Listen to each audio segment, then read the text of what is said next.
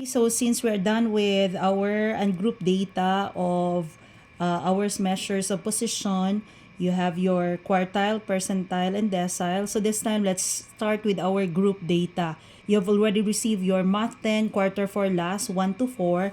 And I have to discuss this one to you on how are we going to fill in this table. So you have given your frequency here. You have here your frequency. You have 5, 12, 9, 14, 6, 2, and 2 here. So, we're going to have first our, how we're going to fill in this table. And let's start first with our class interval. What is that class interval?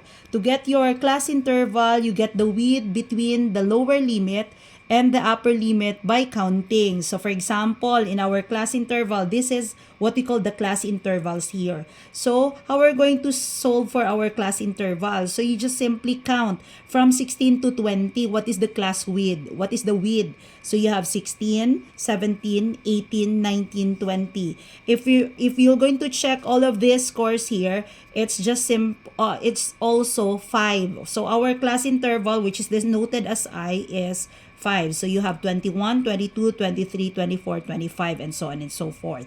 So then let's continue with our frequency. So you have here the given, the scores, and the frequency. We're going to solve for the total frequency of our problem. So how are we going to solve for the total frequency? It's just simply, you just add 5 plus 12 plus 9 plus 14 plus 6 plus 2 and 2. So you have your total number of frequency is 50.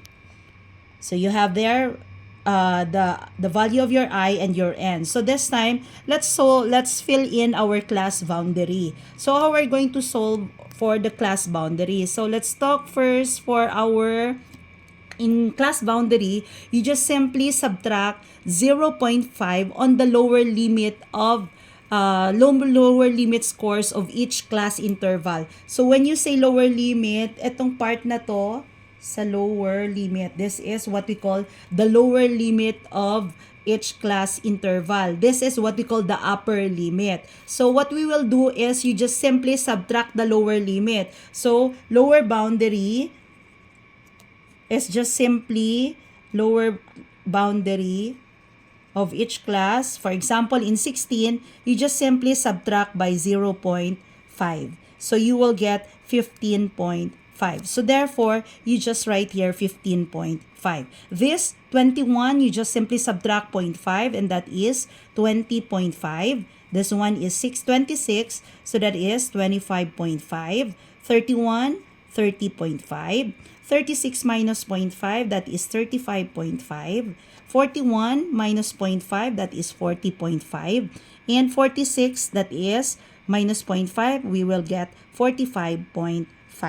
So we are done with our class boundary. This time, let's talk about the cumulative less than cumulative frequency. So when we say less than cumulative frequency, we start with the frequency of the lowest class interval, which is 16 to 20. So we start with that class interval, and that is 2.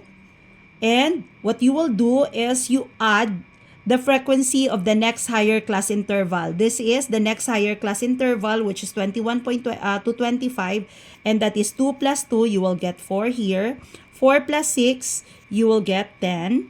10 plus 14, that is 24. 24 plus 9, you will get 33.